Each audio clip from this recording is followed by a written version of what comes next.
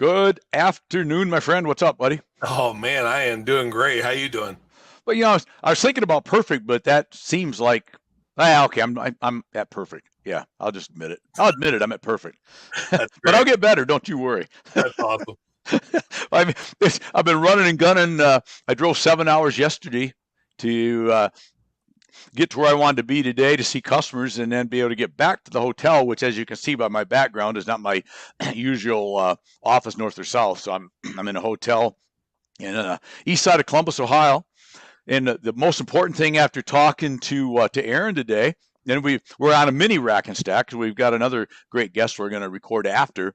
The next most important thing is, where am I going to go to eat dinner? And as you and I talked, uh, by the time this show actually drops, I'll have been into the 75 hard for a little bit.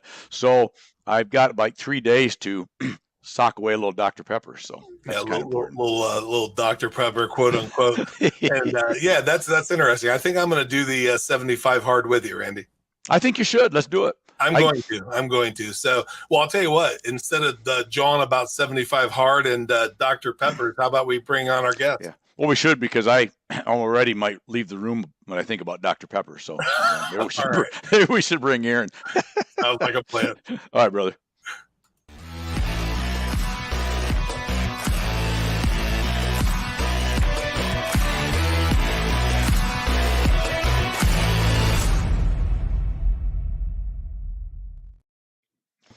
Hey, Aaron, how you doing, my friend? Hey, Randy, how are you, my friend? You doing okay? You know what? I couldn't be better. As I mentioned in my fun little banter with my friend, my buddy, my pal, my occasional bodyguard, Wes Wyatt, producer extraordinaire. I'm already thinking about a Dr. Pepper after we get done with this evening. So, There you go. that's What where I part of the go. world are you in this week? I'm in Columbus, Ohio. I'll be in Cincinnati tomorrow, or Cincinnati-ish, I guess, and Cleveland-ish later in the week. So, in our world, a lot of this business kind of tends to be in the outlying environs of the cities. But yeah, so I'll be around Ohio this week, and then I'll be back in Detroit Thursday evening. To go Friday to the graduation ceremony for my oldest son, who's graduating from the Detroit Police Department Academy. Wow, So how impressive is that? it's impressive. I'm impressed. I'm excited. So yeah, so that's what I'm doing. So I was out Great. this morning, got back in just in time to get set up in my makeshift studio office here in the what am I in? Hilton Garden Inn. That's where I'm at, and in Columbus, Ohio. I'll by the Easton Town Center, in case anybody knows where that's at. They want to come buy me dinner, even though this is recorded, so it'll be a little late, but we'll do it anyway. I'm always up for dinner. So, yeah. So you're in beautiful, steamy Scottsdale, Arizona. That's right. It's 110 degrees today.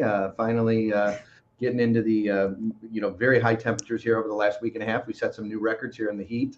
It sounds like we're not getting out of it anytime soon. So I know we're in for another week of intense heat, somewhere between the 110 to 115, 116 range. So Wow. we're buckling up and bracing ourselves for that as well. So no relief in sight anytime soon, for sure. So I got a question on that. It has nothing to do with what we're going to talk about, but so there's the feels like temperature, like, whether I'm in Michigan where it's humid, or where I live most of my life is in southern Florida, where it's feel like 107, 8, 9 right now down there with the humidity. Do you have a feel like with the low humidity, probably 5% humidity or something? Is there a feel like, so if it's 110, but it feels like 106, it doesn't work in the opposite? No, it doesn't work in the reverse. There's still a real feel above and beyond the actual physical temperature. So gotcha. Okay. So in other words, 110 is just crazy hot. Yeah, it's, it could be 112, 113 real feel. So it's still hot. I don't care how you look at it. Dry heat, wet heat, moist heat, whatever. It's still hot for sure. Yeah, you start hitting 100's hot, but you start hitting that 108, 9, 10, 12, 15, and I don't care. I was saying off air that I remember being in Vegas one year in August, and I made the mistake of walking by a car, and I started to like weave a little bit, and so I put my hand out and touched the car, and I think I got instant third-degree burns or something. It felt like it's like, you got to be kidding me. Yeah, that theory of frying an egg on the sidewalk is definitely not a theory. It's fact. You could do It's that. fact. I got You it. could do that. So, well, let's get started. So, number one, thank you for being on Building Wins. We appreciate it. As you know, we have industry leaders, which you certainly are, um, and other people from other genre that hopefully bring some value to the folks. And you're going to do both today. So, before we get started, I think the great spot is, kind of like, where in the world is Waldo? Who in the world is Aaron Underwood? Sure, sure. Well, again, Randy, thank you again for including me in this great platform. You're doing a great job for the industry. I really support what you're doing, and I Thank am you. very happy to be part of this for sure. Well, thank you. But Appreciate as it. far as a brief history of who I am, what I am, and where I am, my name obviously Aaron Underwood. I'm currently the vice president of construction products for Flack Global Metals. But coming into this industry, I have about 20 years in this industry at a company called Kenwood Painted Metals. That was a family-owned and operated company that my dad started in the early 80s. So my dad started this pre-painted metal service center in the early 80s. Prior to that, he was a long-term U.S. Steel guy, U.S. Steel service, U.S. Steel supply guy. My grandfather was a U.S. Steel guy. My great grandfather was a U.S. Steel guy. So I guess if my dad didn't start his own company, I would have probably been on the track for being a U.S. Steel guy. But the moral of the story is steel is in my blood. It's been in my blood for many, many years. Back in 2003, I entered Kenwood Painted Metals, a family-owned and operated business, in the purchasing department. So in the purchasing side of things, we feel like the business starts with everything on the buy side. If you're buying steel, you're buying the steel, you're managing the steel process. I eventually had aspirations to be in the sales side of the business. So I took a reverse approach. I came in from the steel side, steel buying side. I procured steel with our buying group at Kenwood for many, many years, and then I moved into the quality department, working through the quality department, figuring out how quality impacts processes and products as well. So I went into the quality department for a while, and then I eventually went into inside sales and logistics, and then eventually went into the outside sales world. So I didn't start in sales. I kind of worked my way back from the starting point of the company. I mean, of the buy side versus now the sell side.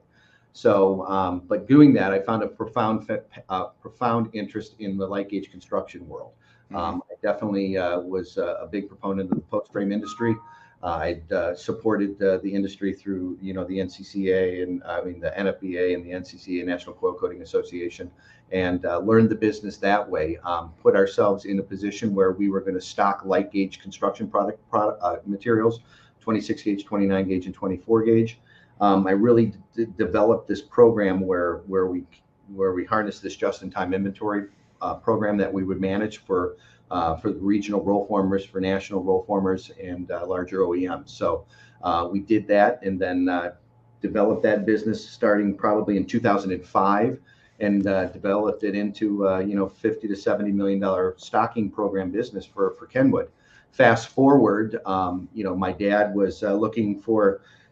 My dad was getting older, and we were looking for the next phase of the Kenwood legacy program. And there was an opportunity to have a discussion with Jeremy Flack at Flack Global Metals. And going back to Flack Global Metals, we were looking for an opportunity to grow our space that we're currently in pre-painted metal only. Flack was a unique company in its own, where they were predominantly heavy gauge, hot roll, and galvanized. Going back into the industry where they got into the footprint of pre-painted steel, as they acquired a company called Consolidated Metal Products in late 2016. So they developed that program for light gauge construction products that kind of mirrored where we were at. So we found some synergies between the companies. And then looking forward ahead to 2017, we ended up merging our business inside of Flack, putting the Kenwood piece inside of the Flack piece, and developed an overall service center that had not only light gauge construction products, but we could also service hot roll products, galvanized products. We do even aluminum products now. So we are very, very well rounded and well versed in the service center side of the business, providing all types of products. So that's kind of like my overhead view of the industry, of how I got started. But my current tenure was 2003 till today. Is how long I've been in the industry. So 20 years this year. Yeah, that's a good run. So like 20, 30, 40 more, and then we'll see what we do. I'm ready. Let's do it. I'm Let's ready. do it. Well, that's one of the things that, listen to that and what we just said. That's one of the things that really I enjoy about you is the love of the game, if you will. And it and I think we both that's a synergy that you and I share, right? Is a love of the game. Because man, if you don't love, I say this all the time, so I'll use one of my own taglines. But if you don't love what you do and do what you love, what are you doing? Right? You got to find a way to do that. And I can tell. I've told many people. For anybody, and we'll get to this later in the show, but for anybody that doesn't know yet, Aaron and I have joined some partnership here, and I'm representing Flack Global Metals and a good segment of the U.S. and looking forwards and having fun doing that. But the thing that drew me to you had nothing to do with painted coil. I've been around it my whole life. It had nothing to do with anything other than wanting to work with Aaron Underwood. And so that is a tribute to you and what you bring to the table in the industry. Because outside of that, I'm not sure I always had an interest, but not that big an interest. It's people, right? It's people and loving what you do. And I knew that we have to do business. We have to take care of business. But man, you got to love what you're doing, right? Exactly. You hit that right on the head, Randy. I mean, that's what drew me to you. You know, I've been a huge follower of yours through the years. I actually had an opportunity to meet you in person for the first time a couple years ago at the NFBA show, and I believe it was Nashville. Yep. We were there chatting a little bit, and I ended up getting more involved in following you on the social media platforms that you're on, and following your podcasts and all that you're doing. And you know, I purposely reached out to you because I really, you know, had a really nice conversation with you that day, and I know that we in the industry that we're in overlap each other in some regard, you know, with what you're selling outside of just the coil, you know, and I felt that there was a synergy there, and you hit it right on the head. You want to do business with people that you like to deal with on the day-to-day side, people that you have respect for, the people that you are really drawn to, and there was something about you that, you know, just really drew me to you, and I love what you do and do what you love. You know, not only me, but, you know, putting your tagline back onto you. You know, I have nothing but respect for you in that regard. Yeah. And I really wanted to find a way that we could synergize our businesses together to figure out where can we take this together with not only what you're doing within your regular product portfolio, but also with the coil side of things. You know, I think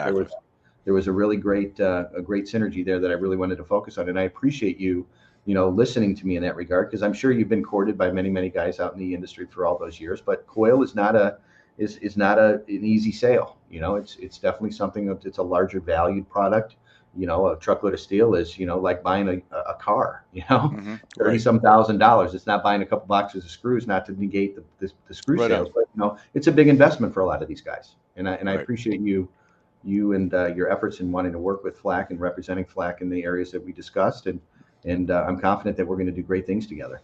Oh, so am I. And you know, just to piggyback on what you said, it's important back to you personally and to Flack, because you know, I did some vetting of Flack before I said I want to do this, right? I want to know, besides you, I trusted, I want to know who this company's about, right? And I think it's important for anybody that listens. You all you really have at the end of the day in the world of sales is yourself, right? You have yourself. And if you don't promote yourself as a product, promote yourself as the guy or the gal, right, that's in front of the people, you're missing an opportunity, you're missing the boat. And my point of circling back to is that I couldn't take a product like coil to my customers without 100% confidence. And some people say 110%, but I don't technically that it does exist in certain math, but 100% is 100%, right? I had to be fully confident that everybody has issues. Everybody has problems that will arise somewhere. That's part of the business, right? Part of life. But I wanted to be able to go to somebody with confidence, and they say, Randy, many times, if I've done my job well with customers, they don't have to ask me if I vetted these guys, because they know that I wouldn't bring this to them if I had not vetted the company, the product, the service. And if you decide, Mr. Customer, to buy this product from me, I can guarantee you this: I have done my homework, right? And I think that's an important part, and that's a tribute to yourself and to Jeremy and everything that everybody's put together at Flack. Uh, it's they're playing at the A game out there, and that's where I wanted to be. So, And I think that's a really good point that you made. Obviously you have your own brand too that you're representing us, and that what quality products and services you're providing on a day-to-day side, and putting that Flack product in the portfolio mix gives it a Randy stamp of approval. Therefore, the customer should, with the longevity of you being in the industry and knowing that what products and services you're representing, that it's Randy approved at the end of the day. And in other words, what you just said, I've been around so long, I'm old. Well, we're not going to get. I heard you say that. That's what I read, but read, that's okay. Read between the lines. Sure. Exactly, that's okay. Yeah, at least you have hair, I don't. Well, that's true, but mine's pretty gray. But I guess I can always color it, right? But take gray over none. Yeah, well, I don't know. It's cool. It's all right. It makes me look smart sometimes, or even if I don't act smart. My wife said I shouldn't act 12. I said, what do you want me to act 8? Because that's the only way I got to go. I have no ability to go beyond 12. So that's the best you're going to get. So you talked about it a little bit, but give us a flavor of what it's like. Let me back up. What's the culture of Flack?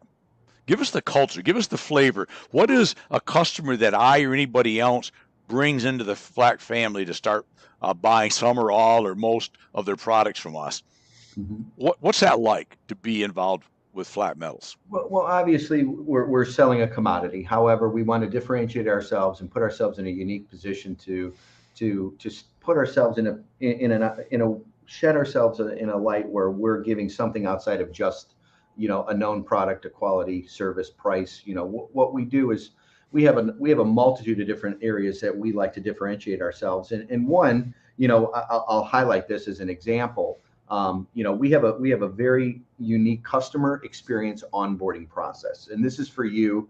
Obviously you're going to bring some new guys under the fold, and just as a general idea of what we do is we have a very focused group of individuals that we onboard a customer. So let me give you an example of what an onboarding of a customer looks like. So Randy brings a customer in, Mr. or Mrs. Customer comes into the Flack fold. What we're going to do as a company is we're going to get with your customer with our, customer service group, our quality group. We're going to get with their key people. We're going to share documents like, hey, this is what a Flack invoice looks like. This is what a quality issue would look like. And here's the person that you're going to want to contact for the quality. Is there someone on your side that we need to get involved with? We want to put everything up front. We want the customer to feel real comfortable about dealing with Flack as a whole. And then not only that, we're gonna walk them through the process of what everything looks like. Here's what a shipments would look like. Here's what a bill of lading would look like. Here's what our paperwork shows. Do you need anything additional on the paperwork that we don't necessarily include on the general stocking or the general side of our paperwork? We have all these different ways that we can tailor and customize these programs to the customer at the end of the day. So, and not only that, but what we also like to do is we used to do quarterly business reviews and annual business reviews with the customer. We want to know how everything is. We have a customer experience manager on full-time in our group. She is actually responsible for customer surveys and following up with customers on a quarterly basis and in an annual basis. We get all the people in the room at the end of the year or whatever the cadence is and want to know how Flack is performing. What can we do better? How can we better service the account? Is there any quality issues? Is there any timing issues? So we vet this process pretty intensively, and I think it gives the customer a better feeling that they're just not dealing with a run-of-the-mill standard, service center. We actually engage and get our group engaged with them in a way where we're actually part of their business. We're just not just a supplier. We're actually a very key and integral part of their ongoing business. Whether it's if there's an issue, God forbid, they know who to call, they know what to do, and they know what to expect. And the same for us. We want to make sure we know what they expect too. And there's all customers aren't the same. They all don't fit into the same box. Right. They're unique in their own way, and we want to make sure that we're tailoring our business to them in a way that makes it easy to do business together. One of the things that we surveyed a lot of the customers, we did a double-blind survey a couple of years ago, and one of the top reasons people like Flack, people do business with Flack, it's not because of price. throw price out. Okay, price is an obvious thing, but one of the biggest things that people wanted, reasons why they gave the top, I think it was top one or two reasons, was the ease of doing business with someone, how easy it was to deal with Flack, how easy the paperwork flowed, how easy it was to communicate. So we really took that into consideration in developing this customer experience position within our group. And I think it really differentiates us in a very highly commoditized marketplace. It gives customers, again, an overall feeling that we're part of their process, not us being part, or them being part of our process. You know that I'm not writing notes to people. I'm writing notes to myself to circle back, because that was like three at least really key ingredients right there. And going back to the first, and you didn't use the word, maybe you did, but you're managing customer expectations right out of the gate. Sure. But we now are allowing them to help us manage their expectations, manage our expectations. And I like that. It's not just, and I made a secondary note. You think about, we all like sports analogies, right? And good coaches at any level, there's a basic way of running the team, right? There's a basic way that we have to do business. But every player is not the same, right? Okay. Some players need more motivation in one way than others. Some need to be kicked in the butt a little bit and maybe in their face just a little bit, so to speak, and you get them cranked up. Others need a little more soft hand, right? And I think it's the same way with using that into businesses. Too many times in business, don't we, Aaron, don't we in business, this is our policy, this is our plan, this is the way it's going to work. But what if that doesn't fit Billy and Joe over here, right? Well, then you just got to suffer, suck it up, and live with it. But see, the problem is they don't have to, because customers have this really funny thing called a choice, right? Yeah, that's it right there. You hit it right on the head. And if they don't fit in your box, we want to make sure that this whole thing works for the customer. And I know we deal with a lot of Amish Mennonite folks in our industry. We deal with, so there's different ways to communicate with them, different things that they need outside of, other folks in the industry. So we are very adaptable to whatever the Mr. or Mrs. customer needs and how they need it and how it's needed to be delivered, whether it's documents via mail or a fax or whatever else these days. We'll be able to do whatever it takes to accommodate the customer. And again, the customer experience is what we're looking to highlight and achieve, and as you said, exceed the expectation of the customer. Exactly. It's really, I love the whole onboarding concept, because a lot of times we think of onboarding as maybe a new employee, right? You have an onboarding process with a new employee, but I love that theory, because shouldn't that same thing, I guess, that we're trying to accomplish when we onboard an employee be put into the onboarding a customer? And obviously a lot of people don't do that, but I mean, seriously, applaud for that. I love that concept of here's what we do, here's how we do it, here's what we expect. Will that work for you? Right? The best time to find that out is not really, because we can't do this or we can't do that. Isn't it better to find that out before we got 5 trucks rolling on the road and trying to figure that out later? Let's just figure out, well, if you can't do that, well, then let's find a way to make it work, right? So, and you hit another one, and I want you to speak to that, but I don't want to forget this. We talk about the box, right? We all talk about thinking out of the box, but let's always be trying to expand the box, right? And occasionally you need to climb to the top of the box on a little step ladder, lift the top up, right?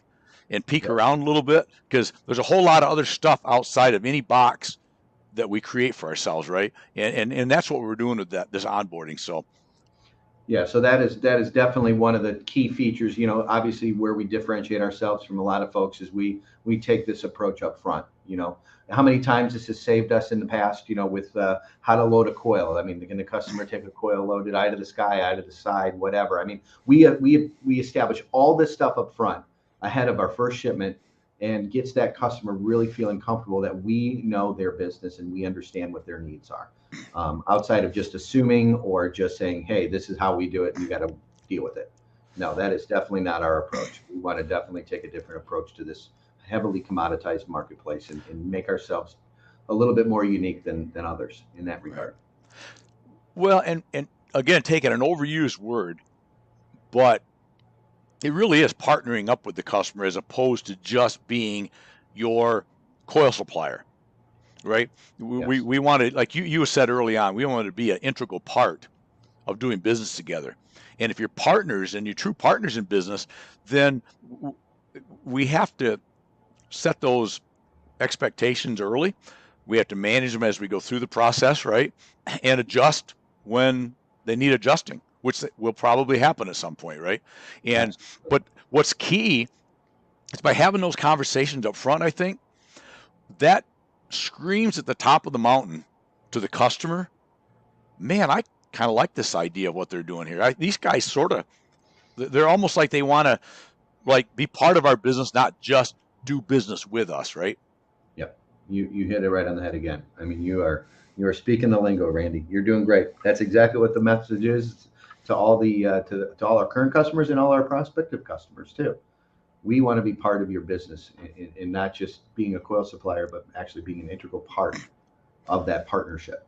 We understand we can't be everything to everybody, and I know there's people that have primary and secondary type suppliers, but no matter what level of participation that we're in with our customers, we want to make sure that we're in there with the customer every step of the way, right along the way in the planning process and to fully executing a deal. We want to make sure they're comfortable with us, and that's what differentiates ourselves. That's a big differentiator right there. So I love that. So what's the give me the Aaron Underwood / Flack state of the industry right now? How do you see the metal industry in general? And maybe specifically in our world of what we do, the metal roofing, whether it be residential, post frame, or commercial, industrial. Where are we at now compared to 5 years ago, 2 years ago? Where do you see us moving forward? This is the crystal ball moment. Well, I don't like to predict, but I'll give you just some general statements about what we see on our side from the day-to-day business that we're in and doing every day. Right now I think we're in a very unique time in the market. We're midway through the year. I think there's some cautious optimism in the marketplace. I think there's folks that are buying what they need and not doing anything too outside of going long on their buys. I think the business as a whole is good. I don't think there's anything to necessarily be worried about at this time. Obviously, there's inflation, there's labor issues, there's all the known things we've heard about over the last 6 to 12 months that are the economy. What's this economy going to do? I think we turned stepping back into 2022. I think there was a lot of uncertainty, if you will, into 2023, and as the calendar turned and as Q1 came in and now Q2 has passed, now I think people are saying, okay, maybe this thing isn't really going to happen, meaning a big economic bust and a recession. Inflation has maybe not taken as big a toll as they thought they would. Obviously these are things that you got to think about, but labor being an issue too. But I think overall, the State of the Union, I think things are going well. I think if people are just staying, vigilant about their inventory, staying vigilant about, costs, I think there is a lot of demand still from both the regional based and the national based roll formers that I talk to and deal with. They're saying that they're meeting and exceeding forecasts. Their backlogs look great. So I think overall, I think for the balance of the 2023, I think we may have a little bit of a foggy crystal ball view into fourth quarter. I don't know what's really going to happen fourth quarter, but third quarter, I think we're going to keep plugging through. First and second quarter have been great. Third quarter, I think should still be good. Where I'm a little hazy is the third and late third into early fourth quarter. But as a whole, we are pleasantly surprised at what 2023 has been shaping up to be. If you were to ask me this same question last year around that same time. I think we all in this industry remember being at trade shows and there was that trepidation, right? And I don't think anybody was at the fear mode, No. but there was a concern, or a moderately heavy concern. I don't even know that I saw it as a heavy concern, but there was that, I don't know, we'll see. And like you said, so far it's I see the same thing from all the products that I'm involved with. Um, it's all right. It's And I don't mean going. to flip the script on you, but I know you sell a lot more than, more diverse product than I do. I'm in exclusively the coil. How's the other accessories doing? Are they still holding their own Oh, for the most very part? much so. Very much so. But keep in mind that those will piggyback with what coil does, because Okay. none of the accessory items, because I'm a component guy by nature, right? If the coil doesn't get bought from somebody, and they're not rolling metal or wrinkling tin, as I like to call it, if they're not wrinkling I tin, haven't heard that before. yeah, I gotta remember. well, sometimes I say to guys, I said, why do you take perfectly good, nice, smooth, beautiful coils and run through this machine and wrinkle it all up, and then you get charged more money? I said, that's like taking a gallon of water and putting in those little tiny bottles and charging twice as much. I said, that's a great program. I got to remember that. It's great. Yeah, just wrinkling tin. I had a guy once, and you may have to bring him back, and I'm going where I didn't intend to go, and I may forget where we started, but I had a guy once was starting a business many, many, many years ago, and it's Qualiform Metals. I don't have any problem, using their name. Paul Reif, that started that company a million years ago, we were riding around because we were really good friends. And I mean, we still are. We just don't see each other as much now. And he's going to start this roll forming part of the business, right? And he's coming up with all these names, and I kept trying to get him, and I failed. I'll admit, when I fail, I fail. I felt like Paul's Wrinkled Tin was the name. And we went and had lunch on it like 5 times, coffee about 10 times, and every time I tried, and Aaron, well, we know it's Qualiform, it's not Paul's Wrinkled Tin. So I will admit I failed on that one. I thought that was a brilliant name, though, but it was. There's one for you. Better coin it now before this airs. I think I may have to put that out there. Put your trademark on. The trademark that anybody that goes with Paul can buy my. I'll just get about the 50 top selling first names out there, right? Or biggest first names, and I'll just get them all. I'll .com them all. Hey, you want that? Yep. That's 50 grand. There Boom. You go. Next. So, but no, that's really it's interesting to hear your take on the industry, because as we were saying, accessories don't get sold unless the coil gets sold, right? And so it really tags right along on the heels of where coil is. So it's good to hear your take on where coil is, at least through the third quarter and probably into the fourth. It's in today's world, it's really tough to start getting overly aggressive and predicting into next year already. That's just that's just hard to do right now, right? It's a challenge. It's just a guess at best, probably. Sure. Yeah, it is. Yeah. But so I know you've gave me a lot of time, which I appreciate, and we're going to be spending a lot of time together, you and I. But what we kind of touched on it, but let's just take the last 4 or 5 minutes, whatever you want, and give me your view on where we all go forward from here. The industry, Flack Metals, you and I, whatever you want to talk about. I don't care.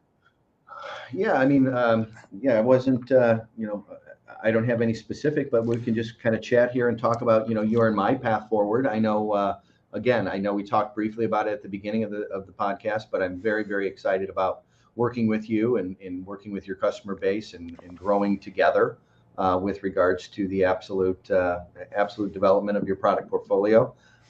This is a key to our website here, flackglobalmetals.com. There's a lot of different things in our website that differentiates ourselves from the other parts of the industry. Flack is basically set up like a three-legged stool. We have 3 components to our business that we like to look at. Flack Global Metals, that's the FGM side of the business. That is our physical metals distribution business. That's our light gauge galvalume, galvanized, pre-painted products that we're offering, aluminum, heavy gauge galvanized, purlin, hot roll. We have it all. We stock all that material. We can buy and supply and manage that supply chain from the physical metal side, and then we also have a Flack Metal Bank side. That's our financial services group here at Flack. They help mitigate risk, creating certainty for your business using the hot roll futures exchange, allowing for hedging. I know there's a lot of buzz around hedging and price risk management in the industry. That is something that we are very, very comfortable with, leading the industry with regards to the trading of the hot roll future coil, designing contracts and deals with our customers that allow them to fix their pricing into the future, using some of our financial tools and services. We also have our third leg of our stool right now, which is called the Flack Metal Investment side of the business. As you probably know, Flack has made our first physical OEM purchase earlier in the year. Back in February, we closed on Fabrel. Fabrel is one of the leading building envelope distributors in the country with 8 locations. We are feeling that the vertical integration of this industry right now is going to be something prevalent. And what Flack is doing is we're investing some of our own capital and resources inside of some OEMs, Fabrel being our first. In utilizing our risk management tools, we're using our sourcing optionalities and our supply chain management to better invest ourselves into some companies that might need some assistance in doing that. And then last but not least, we actually started our own physical service center back in March of 2023 here. We opened up FGM Houston. Flack Houston is right inside the Port of Houston. We have a state-of-the-art slitting operation there, warehousing operation that we're able to bring in steel, manage it, warehouse it, and then obviously process it as well inside the Port of Houston. So there was a big need for a slitter outside of the ones that were already there. There was a lot of demand for slitting and storage down in the Port of Houston area. So we invested in a warehouse down there that opened for business March 2023. So we're really kind of well-rounded compared to where we were 5-6 years ago when we were trying to figure out who we are. I guess in a way we're still trying to figure out who we are. We're developing, we're evolving, we're looking at different ways to diversify our portfolio and make Flack a little bit more unique than your average service center. We want to bring optionality, diversity to the supply chain, whether it's through a financial service, whether it's through vertical integration, and whether it's not through physical metal distribution. So we're very happy with the path we're on and very excited about what the future holds. Love it. Well, as we discuss, I'm thrilled with what you guys are doing, and it's going to be fun, my man. It's going to be fun. Yeah, I'm looking really forward to it, Randy. I know you and I have a long runway ahead of us, and I'm super excited to be part of this with you. You got it, buddy. Hey, that's it. I think we need to get you out of here. You got to get back to work, and it's back to selling steel, right? Back to selling some steel. I better go sell some steel, or you won't be saying good things about me anymore. So I guess I better go earn my keep. So, well, Randy, thank you again. I really appreciate the opportunity for you and your viewers, and look very forward to working closely with you here for the years to come. You got it, my friend. Thank you. Thank you. Aaron Underwood, Vice President of Construction Services, Construction Sales. He's just the big guy. That's what he is. And so if that was not a little entertaining chat, I love his concept on doing business and on vetting or on onboarding customers. And that is something that I think we all need to work harder at doing, because I do think we have a tendency to our way or no way as reps or sales guys or companies. And I think if we can take a lesson from that is how does this work as a partnership, right? How does it work as a team? So anyways, Flack Global Metals, Aaron Underwood, appreciate you being on, brother. And that is probably about enough for today. I'm going to go get me a glass of water, no Dr. Pepper, because I'm on 75 hard. Let's rock it. Anyways, love what you do what you love, live it, love it, own it. And if you do all those things, you will make today your best day ever. Till tomorrow. Cheers, my friends.